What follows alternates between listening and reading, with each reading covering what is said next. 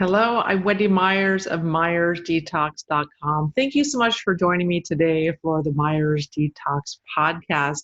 You can learn more about my work and how to detox at MyersDetox.com. And that's what this show is all about. It's how to detox your body. So we talk about all types of subjects related to detox protocols, supplements, and what to do, what not to do, so that you can remove heavy metals and chemicals from your body, contributing to every imaginable symptom and health condition. And today is a fantastic show with Dr. Barrie Tan. We're going to be talking about why vitamin E is key for liver health and detoxification. And we're going to be talking specifically about how the tocotrienol form of vitamin E is 50 times more powerful than the form of vitamin E, tocopherol, that's in 95% of supplements today, multivitamins. We'll talk about why tocotrienols are one of the most important antioxidants and why most people are deficient. We'll discuss why you can't get enough of the preferred form of vitamin E from food alone, and how the preferred form of vitamin E is shown to aid weight loss. He showed an average of, I think it's a 15-pound weight loss in one of his studies that Dr. Tan did, and how it also reverses chronic conditions and inflammation. We'll also talk about how tocotrienol improves liver health, the liver's ability to detox, and reverses markers of non-alcoholic fatty liver disease. Pretty impressive, namely high cholesterol, liver enzymes, and triglycerides. We'll also discuss how tocotrienols aid in liver and heavy metals detox, namely arsenic and lead, and the studies that Dr. Tan has done on 4 types of stage 4 cancers, including ovarian and breast cancer, and the dramatic results when taking tocotrienols in improved outcomes and longevity of these cancer patients. We'll talk about how tocotrienols work to protect fats in cells and prevent the fats in oils, supplements, cooking oils, and in our diet from going rancid and from oxidizing and damaging our cells and body, creating these free radicals. Vitamin E is a powerful antioxidant that stops this destruction and these oils going rancid. We'll also talk about how tocotrienols are shown to improve bone health and reduce inflammation and lower cholesterol levels as well. So a fantastic show today. And I know you guys listening are concerned about heavy metals and how to detox. So I created a heavy metals quiz that you can take at heavymetalsquiz.com. And after you take this quiz, you get your results and a free video series that answers so many of your frequently asked questions about detox. Where do I get started? What are the best supplements for detox? What is the best heavy metals testing to do? And how do I do it all? There's a free video series afterwards.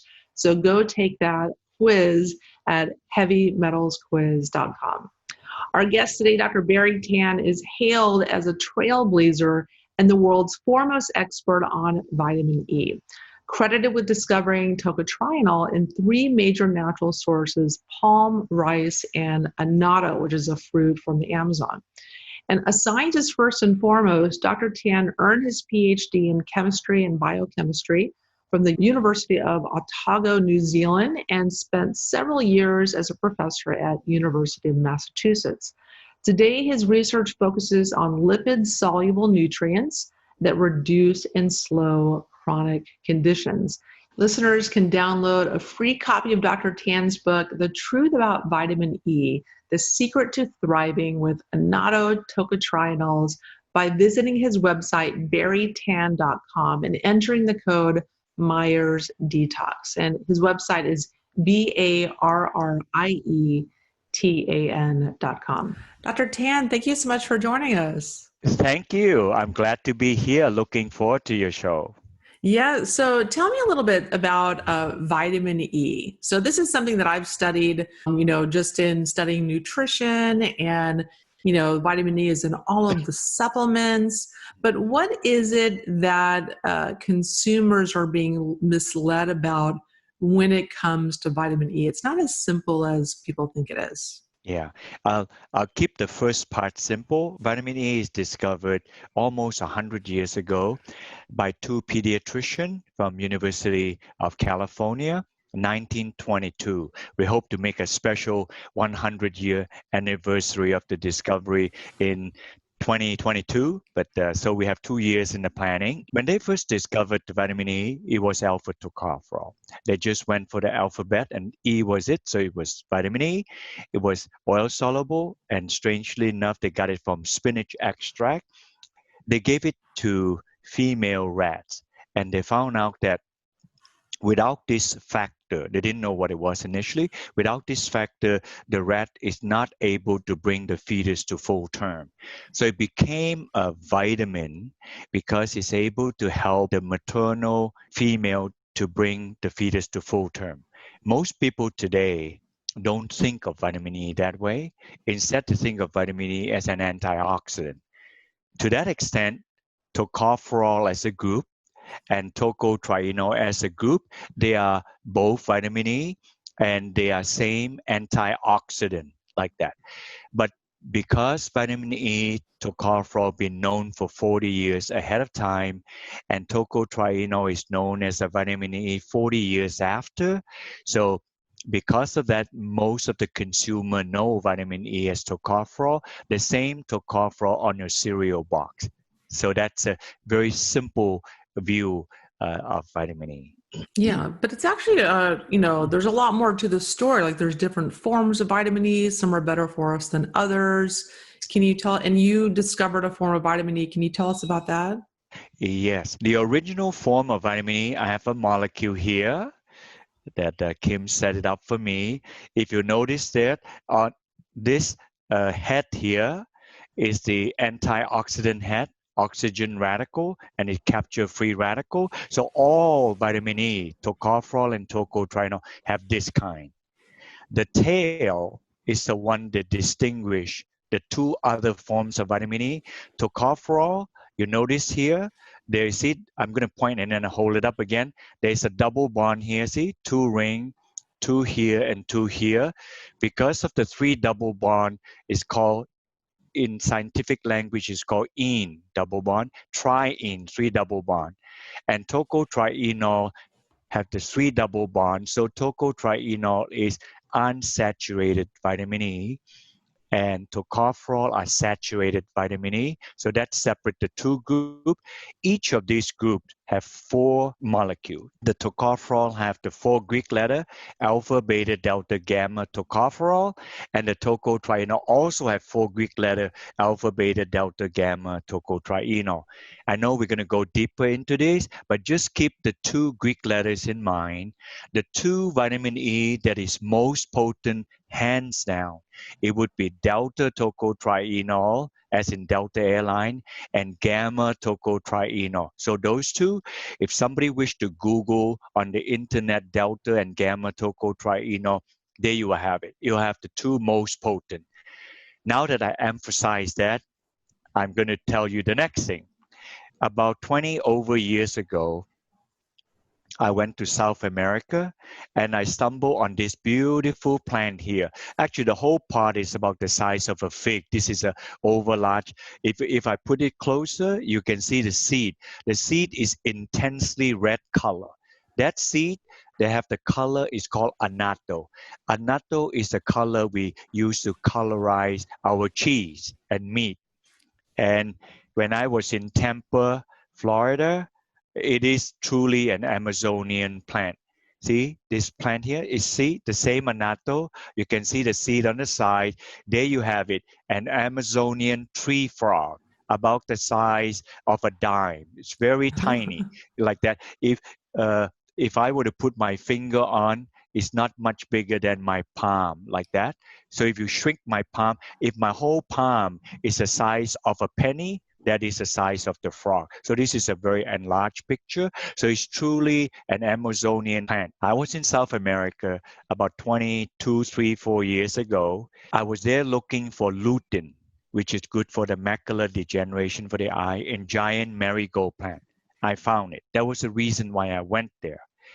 Then fate has it, about 20, 30 feet away from me, I saw this annatto plant. I knew what an annatto plant was, and the British actually nicknamed it the lipstick plant, which I'm trying to find out the convention when the woman's lipstick is originally traditionally red color. If it came from that, I don't know yet. But the British, however, named this about 300 years ago. They refer to this as a lipstick plant. So if you go to a tropical botanical garden, you can either say annatto plant or use its scientific name Bixa orellana, or you can use it the nickname the lipstick plant, and some botanists will show you the plant where it is. So I knew that the color, which is Bixin, is a carotene. It's very unstable. And when the pot open, as you see, it doesn't have a flesh like most fruit have. It's a very unusual fruit that have no flesh. When almost everything you and I come to know about fruit has a flesh, which we eat and then leave the seed behind, But this does not have a flesh. So I knew something had to protect the Bixin from decomposing. I wasn't expecting it to be a vitamin E molecule. I was expecting it to be a polyphenol because plants have 2,000, 3,000 polyphenol, only have 8 vitamin E. So I wasn't expecting it. Surprising to me, it was a vitamin E, and that is a huge surprise. Further surprising to me, it does not contain tocopherol. And most surprising to me, it only contains tocotrienol, and this is shockingly surprising. It only contains the 2 tocotrienol that are most potent that I mentioned earlier, the delta and the gamma tocotrienol. That's it. Nice. That was a discovery. Yeah. And so why do we need this? Why is this important? Why did you focus your research on this? Are people deficient in this? And why is it that we need this? I know it's great for detox, like vitamin E detox is arsenic and lead. It's shown in the research to help with that. But why else do we need it? Actually, that's an excellent question. When I first got into this, I knew it was an antioxidant. Then we compare tocopherol and tocotrienol. It's 50 times more potent. Then besides that, I didn't know where to go with it. That was in the early 80s and 90s. And people started to do research work on lowering cholesterol. That was University of Wisconsin in Madison. And then later in the Canadian group started to do work, and other people too, to do the work on cancer research. So when people started to do this kind of work, I'm beginning to build the concept that tocotrienol works to mitigate chronic conditions. So I said, okay, if it mitigate chronic condition, it's better than being just a powerful antioxidant. It's good enough for the consumer to get a hold of, but I want the consumer to know more than that. Better antioxidant to do what? So now you fast forward 1980s to today, we have done this amount of animal study and this amount of clinical study. And among the clinical study we have done cancer, which is clearly chronic. I know that juvenile cancer, but most cancer are on adult onset. So it's chronic. The other one would be people with dyslipidemia, high cholesterol, high triglyceride, not a good thing. And I'm hoping that the second half of this will talk a lot about fatty liver disease. Definitely a chronic condition. So we've done this. And also in Texas now, we have a study. It's in your state. It's in Texas Tech University in Lubbock, Texas. So we're doing we first did a study 5 years ago on osteopenia, postmenopausal women osteopenia, when the estrogen drop and the bone begin to thin, how it resists the bone loss. Clearly chronic condition as a woman ages. And then the second one is on, we're currently doing a study on obesity. The professor said that, obesity stresses the person even more so than osteopenia. So we now have an obesity study also on postmenopausal women. The study is ongoing. We don't know the result. It's double blind. In other words, we put it to the gold standard test. So the professor does not know, and neither does the subject know until the whole study is completed. So that's a year in the making. It'll probably take another year before it finishes. However, the NAFLD, fatty liver disease, that's completed. We're doing a further study, which I explain more, and the cancer study are ongoing. So to answer your question, we know that tocotrienol, unlike tocopherol, can help in people with chronic condition, including toxicity, because you talk about lead poisoning thing. I did not study that directly. If I were to study that directly, usually when people have lead poisoning or arsenic poisoning or terrible pesticide poisoning, I know some of them land in the hair, but a lot of these things land in the liver, and the liver it destroys the liver. So when it gets to certain degree of damage, the tocotrienol can help the liver, at least if it's not coming back to full par, is able to help the liver not to damage any further. I believe that that would be the detox thing, but we did not commit ourselves to go down that road of study. Not like that, because it's not directly chronic. It is someone exposed to serious toxifying thing.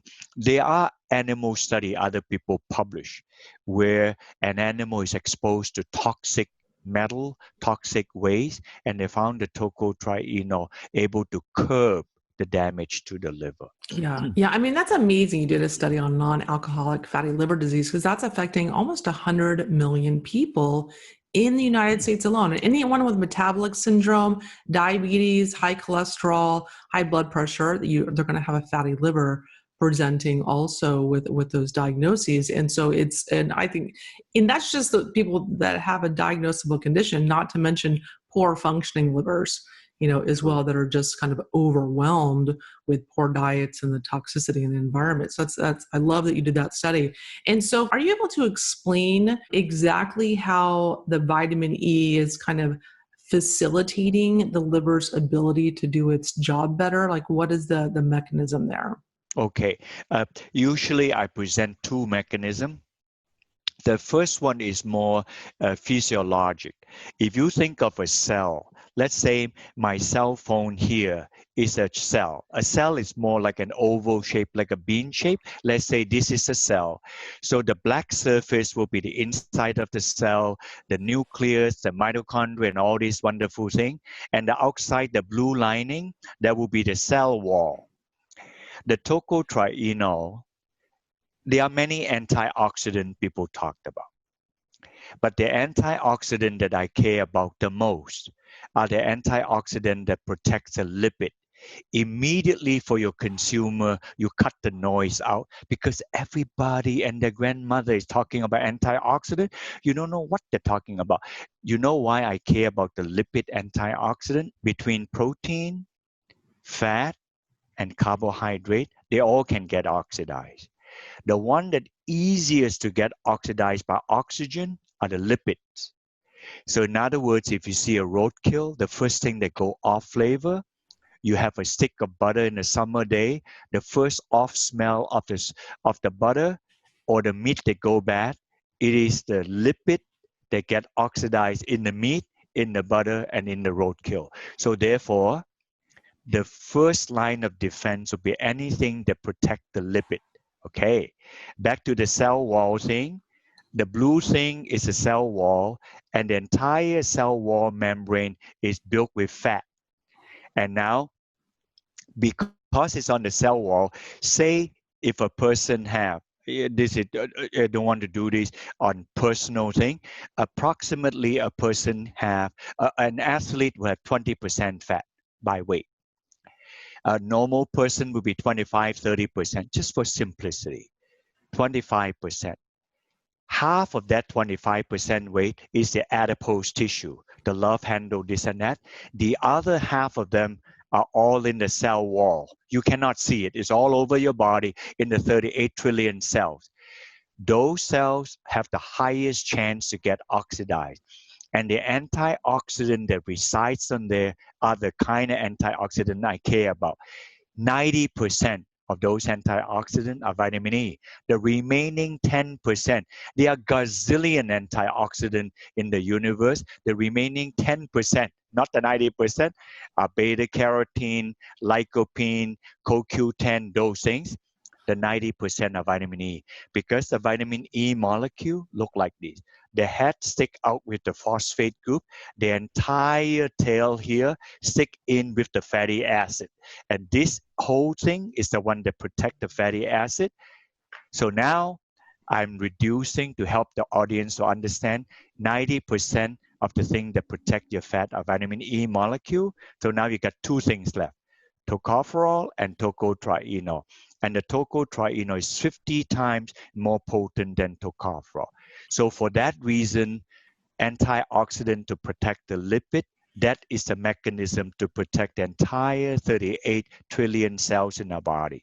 Yeah. And I think this is a really important conversation as well, talking about, reducing the ability of fats to go rancid. Okay. Is when people are eating these horrible industrial seed oils. Yes. It throws the body off of balance, and they're eating all these, and not only that, but just ingesting oils that are already rancid, and these highly inflammatory oils that we know are contributing to the chronic health conditions of our time. I mean, if you go into even Whole Foods, you go in there, all this beautiful, healthy food, just soaked in canola oil. Or you go to eat Chinese food or Yeah. Thai food or any kind of food, soaked in soybean oil, or all the fried foods. So many people are even eating healthy vegetables and whatnot, are ingesting tons and tons of rancid polyunsaturated fats that are industrial seed oils. How does vitamin E help with that? I usually don't give this illustration, but you asked it so cogently.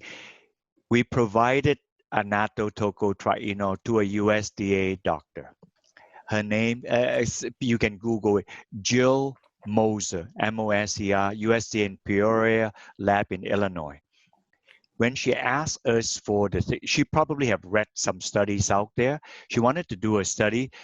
Very unusual. We have a USDA scientist ask us for that. So we asked her, we said, we'll be glad to provide you.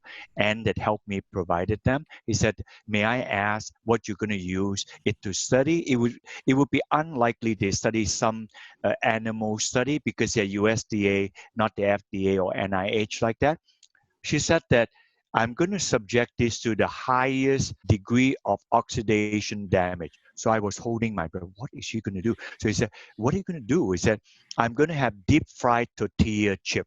Then I said, because when you deep fry tortilla, the off flavor is very fast, faster than potato because of it has sulfur group in cornmeal. So she have normal deep frying. She have one with alpha tocopherol, and then she have one with the annatto tocotrienol. She found that the fatty acid was oxidized less, contained the off flavor and the burnt flavor like that. Now that's a very extreme example of people using for deep frying, because deep frying is 180 degrees Celsius, about 325 degrees Fahrenheit. We will be dead at 40 degrees, like that. So, but she did that. The other extreme was a University of Georgia professor. He was making infant formula with omega-3 for mother who cannot express milk and have to give the infant. When you make infant powder like that, it's got huge surface area. So the omega-3 can get oxidized. So they have a quandary how to deliver the omega-3 and not deliver bad one. So they also tried with alpha tocopherol, mixed tocopherol, and with tocotrienol. They found that when they add tocotrienol, they're able to protect the shelf life of the infant formula better than the other. So those are very practical application. We in-house don't do that kind of research. We gave people the vitamin E, tocotrienol, and then they have certain condition, fatty liver, high cholesterol, high triglyceride, people with cancer, all this. And so to answer your question clearly and definitively, the tocotrienol is able to protect the fat, particularly at an age where we are consuming a lot of polyunsaturated fat, and some of them may be already highly oxidized. Particularly, they fry the thing and then they use the oil and fry again and again and again. So there's no way to know how bad the oil is already used before you eat your fries with the oil. So many people's diets are so inflammatory. I mean, and even if they're eating a healthy diet, even if they feel like they're eating a relatively healthy diet, they're still ingesting inflammatory oils. It's making its way in some way, whether it's like they're eating poor quality animal proteins that have ate, soybeans and corn and whatnot, what have you. And then there's supplements. A lot of supplements, they have soybean oil in them, or they have sunflower oil, or they have these oils go rancid. Even fish oils go rancid. And so a lot of people are ingesting these, trying to reduce inflammation and having the opposite effect. And so I think vitamin E supplementation is super important. So do you feel like a lot of people are deficient in vitamin E? Are we able to get this from our diet? Now, you hear mixed messages on that. I'll tell you what the USDA said. As we grow older, we're not able to get enough vitamin E, mostly because we're in nursing home and then they cannot chew on meat. Vitamin E are found in oily and fatty material. For better or for worse, that's where vitamin E are found, in vegetable oil, in avocado, and in meat, because the animal eat the corn and then they get the vitamin E. But as we grow older, we eat less meat, so they're not insufficient in that sense. For most of the adult population that are not elderly, we don't have enough because the vitamin E that we have is used to protect the rancid fat. So they're insufficient. And for the vitamin E that we could get are mostly tocopherol. It is true to say that in an average American diet, we'll be lucky for the tocotrienol will only have 2 milligrams, a woefully inadequate. For tocopherol, maybe 10, 12 milligrams, but tocotrienol 2 milligrams. And most of the studies we do are from anywhere from 100 to 300 milligrams. So yes, we do not have enough of the vitamin E. Yeah, and you've done, lots of different studies. You've done them on advanced ovarian cancer and non-alcoholic fatty liver disease. But the tocotrienols you found that can really help a lot of chronic conditions. Can you tell us how it's been effective for just inflammation in general and even bone health? Yeah, and when we were doing the bone health, we knew that it lowered inflammation, but we needed to have a marker. So in the bone health study, we knew that during menopause, the estrogen dropped, the estradiol dropped, and partly because I'm not an estrogen specialist, and also not partly, but because I'm not a woman, so I didn't take care of this. But I have a wife, so she told me that the estrogen would drop. Then I started to look at the estradiol. Estradiol is a steroid, and our body do produce antioxidant. And I don't mean antioxidant enzyme like glutathione, peroxidase, catalase, those things are antioxidant, but we do produce molecules that are antioxidant. The two, one is well known and one is hardly known. The well-known one is CoQ10. CoQ10 is an antioxidant and the body produces it. The other one came to me as a surprise. Testosterone, the male hormone, is not an antioxidant.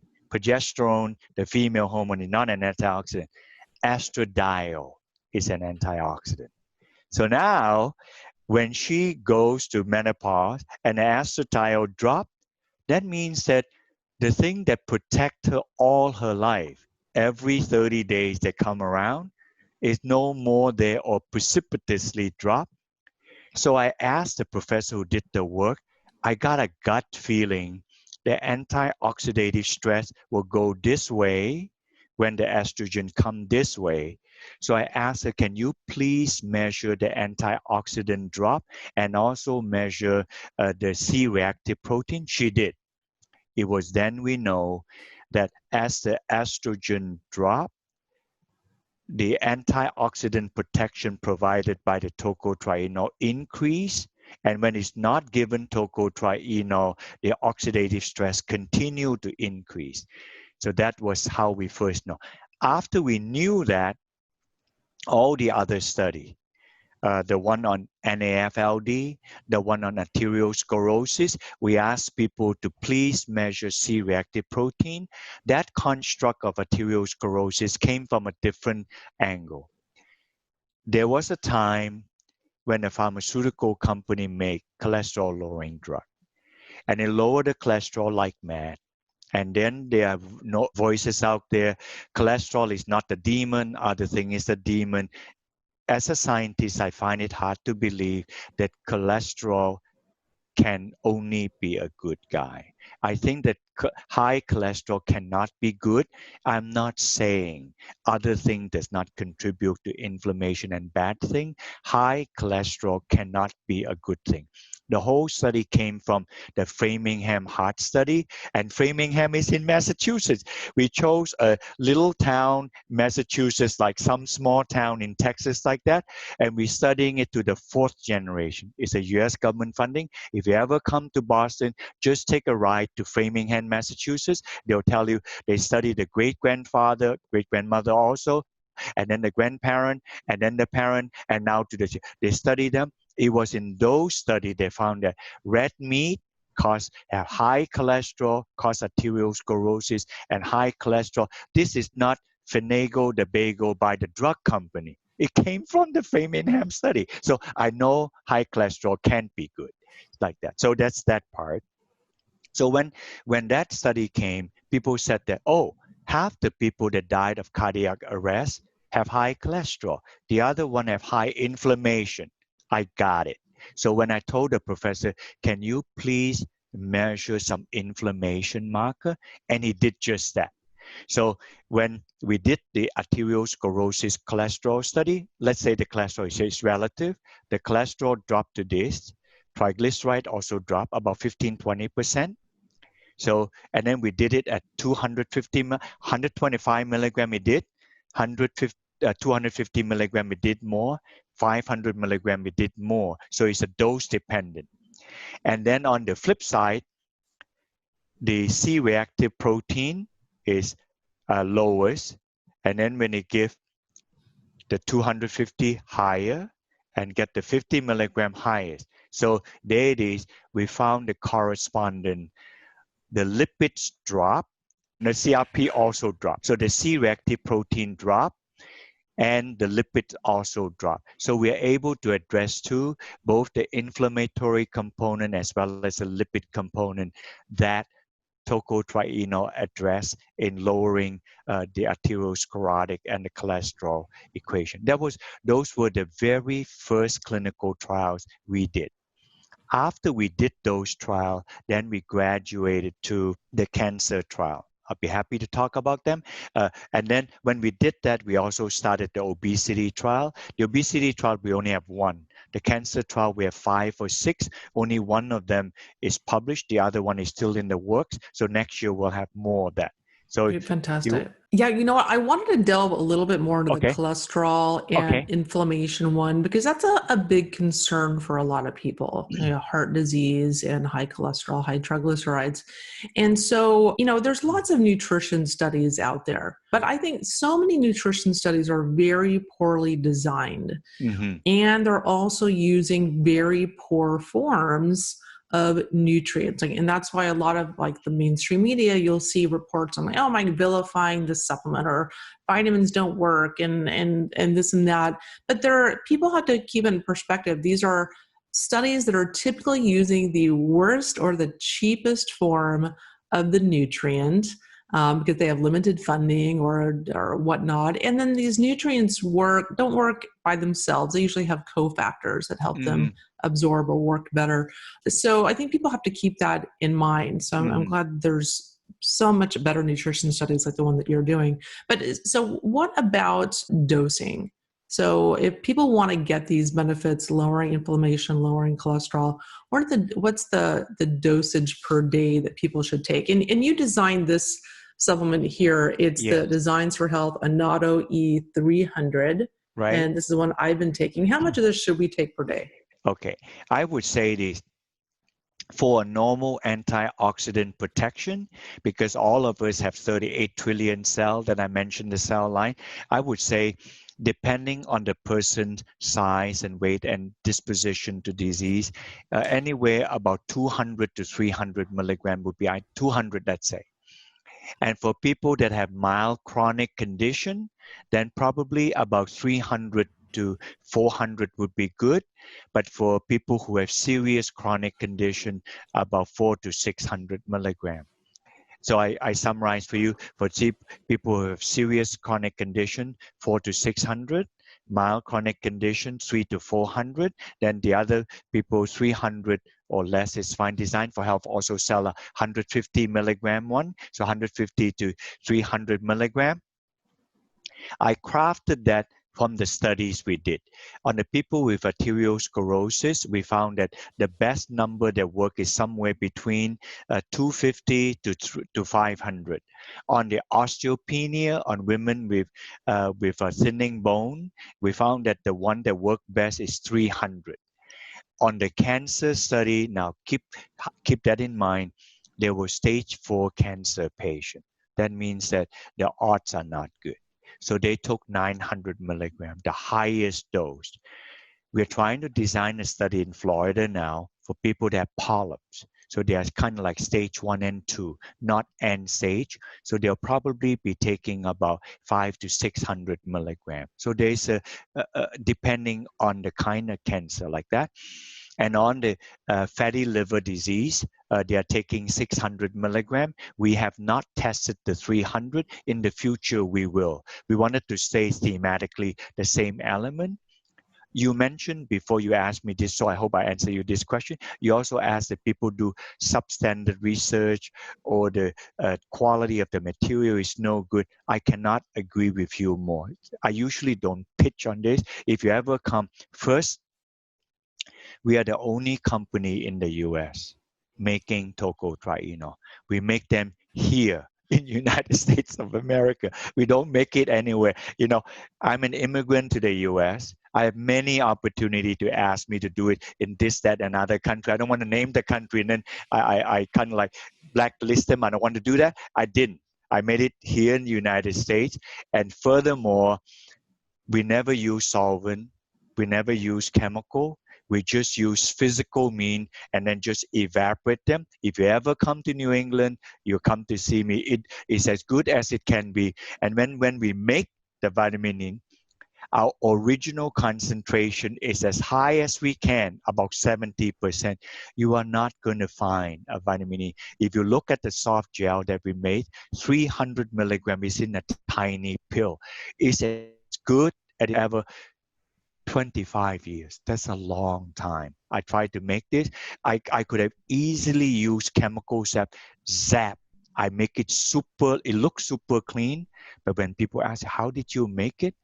I have to use this chemical, that solvent. You did what? See, so I decided not to do that. My wife loved to go to Whole Foods. She watches me while I'm doing it. So I decided that since I discovered this, honored to figure this out when I was in Amazonia, then I said, I owe it to the world and to the Amazonia because there are millions of plants. I happen to stumble on the one that does so much good to us. I deserve to put it. Anyway, I know that's a picture, right? I didn't want to go there, but we made it right here and it's the highest purity possible. So with this NAFLD thing, we hope that we can do more study and perhaps ask the FDA to have a structure function claim someday for the NAFLD one. So. Yeah, well, you are well on your way. And that's why I wanted to have you on, because I'm a supplement snob. Okay. Mm-hmm. I only want to take the best. And I know a lot of people listening to this show, they only want the best for their health. And I know, and I'm taking this because, you know, I'm hitting menopause, you know, I'm turning 48 next week. And, and I'm looking to do an oil change right now, essentially. I'm trying to get rid of a lot of the, polyunsaturated fats that I've eaten over the years and get those out of my fat Mm-hmm. and do an oil change. And the vitamin E is really, really important to facilitate that, especially if you're detoxing, you're losing a lot of weight. Yes. And these rancid fats that full of pesticides and chemicals and metals are coming out of your fat. You need to be taking a vitamin E as well to help that and help your liver process all this garbage. So vitamin E is a very, very important part of detoxification. Yes. And then on that, I would say, first, do not supplement with tocopherol. Don't do that. I have stopped taking tocopherol for the past 30 years, and nothing ever happened. When you eat normal fresh fruit, you are going to get about 10 milligram of tocopherol, and it's good enough. Tocotrienol is hard to get. A normal American diet can get about 2 milligram, probably eating corn or corn oil, something like that, a small amount. Avocado, a tad more, but you can't consume so much avocado.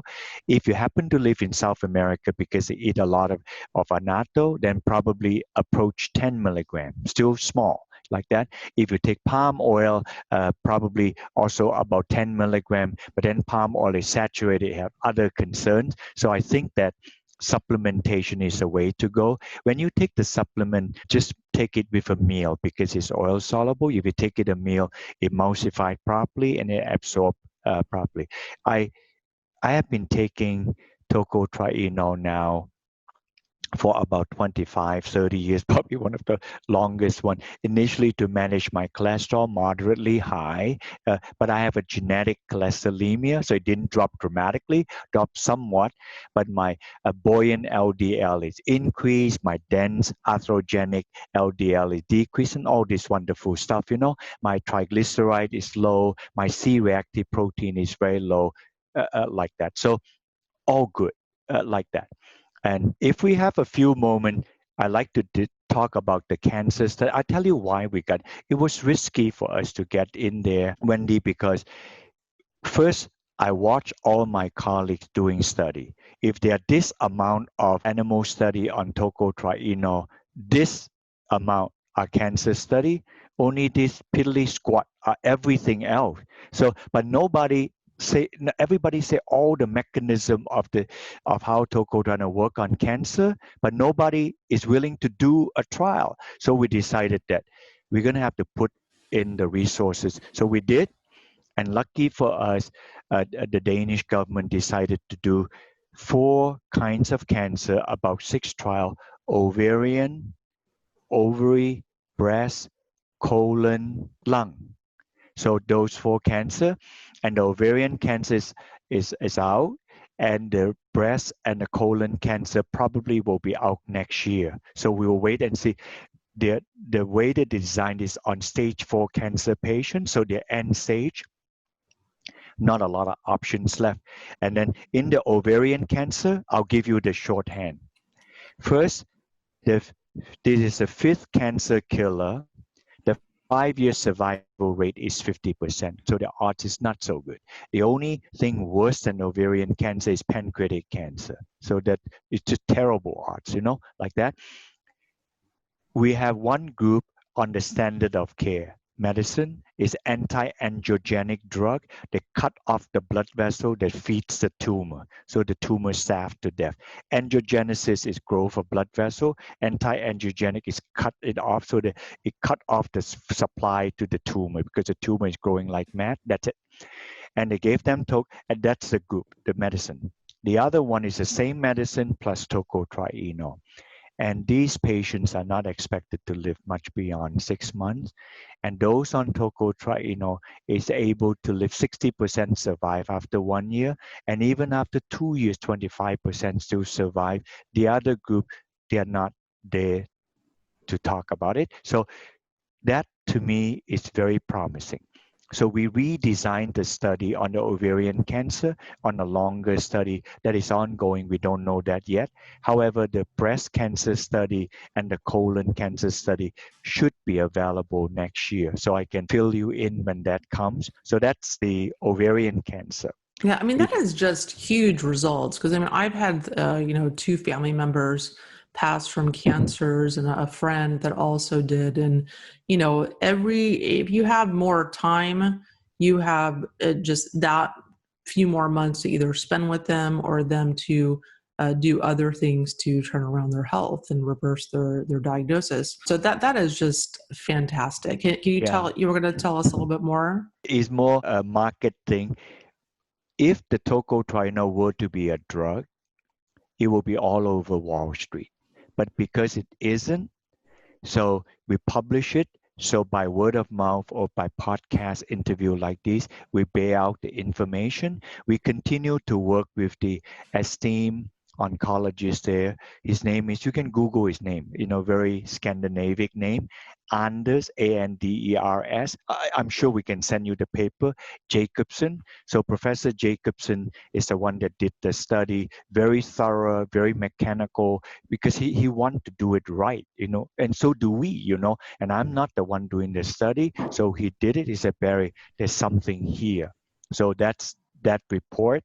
Other, we now know that the study is over, but the patients that were on tocotrienol, they want to continue to take the tocotrienol, even though the study is not. If not, then it doesn't sound good, right? Because the other group that didn't take is not good.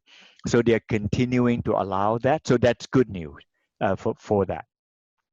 So I don't have anything more other than I would like to spend some time to talk about the fatty liver disease thing. Is I find this to be very encouraging. No disease is good.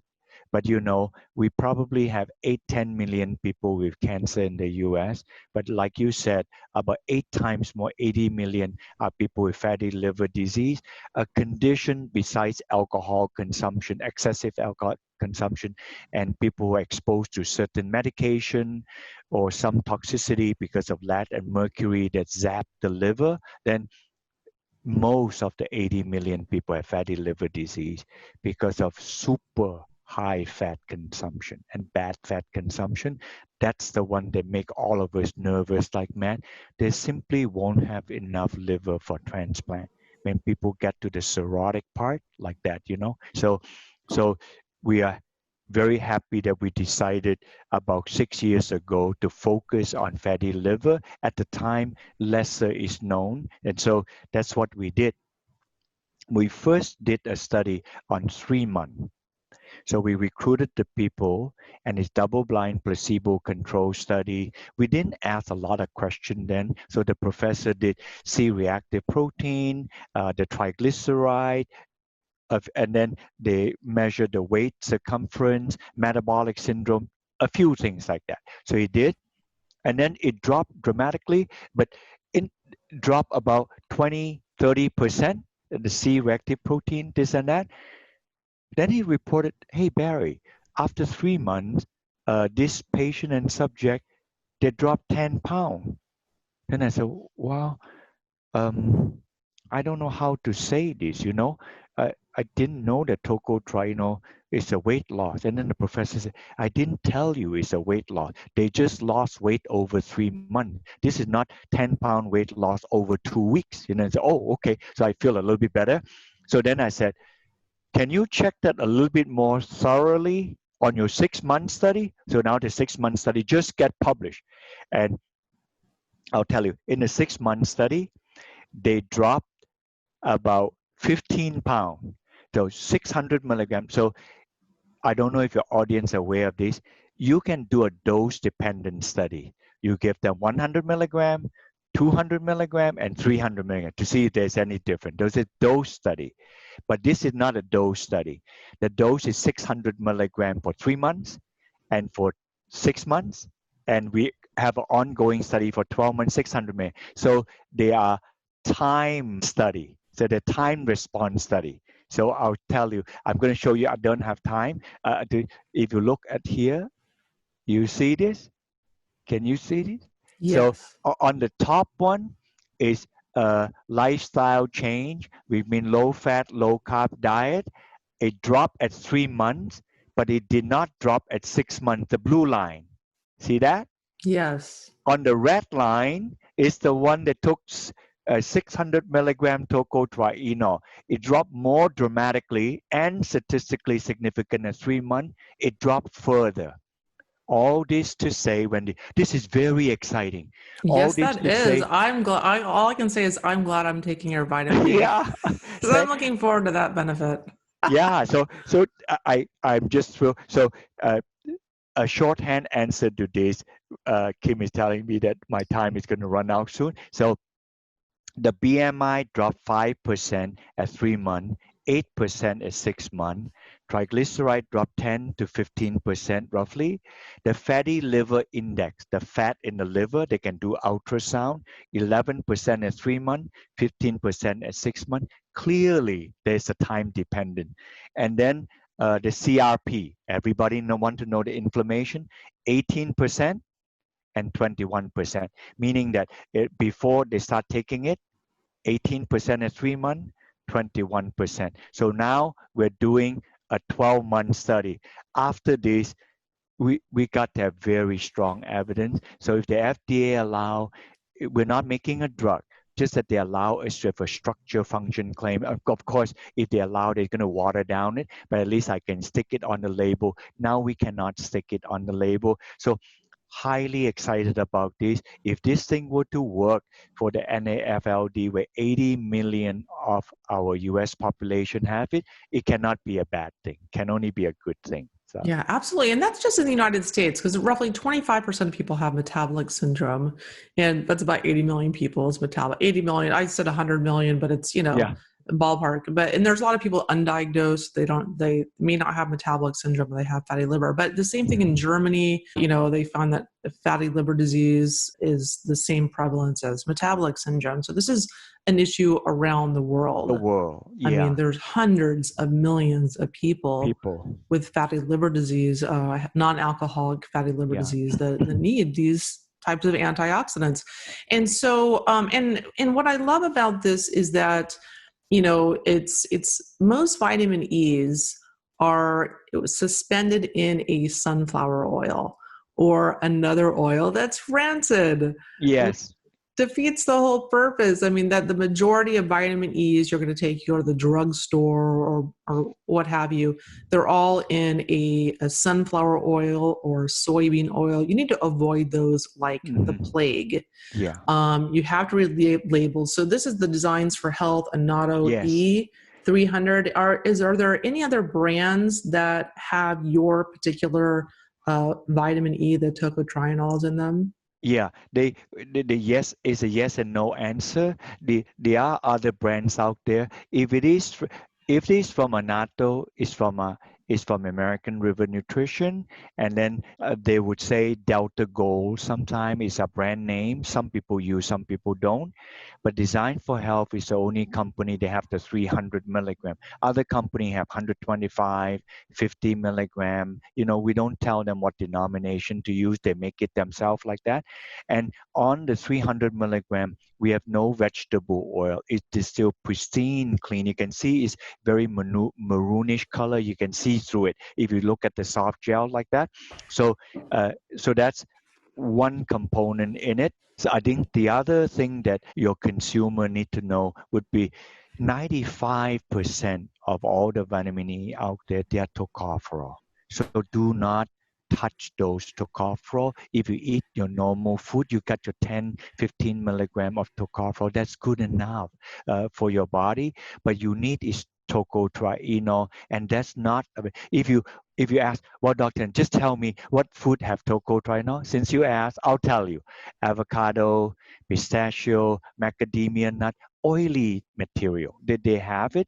Still not a lot. You can't consume huge amount of them. It'd be insane, So, but those have it. Corn oil has it, like that. So, if you want to cook, just go on YouTube and look for how to cook with annatto, like that. So you get a few extra milligram. But if you need 2, 3, 400 milligram, you need to do it from supplementation. If you ever go to a botanical garden, ask for the lipstick plant, Annatto plant, or the Bixa orellana, and you see warmer climate here. They used to have one in Galveston. Houston has one. Tampa Botanical Garden have one. Southern California have one.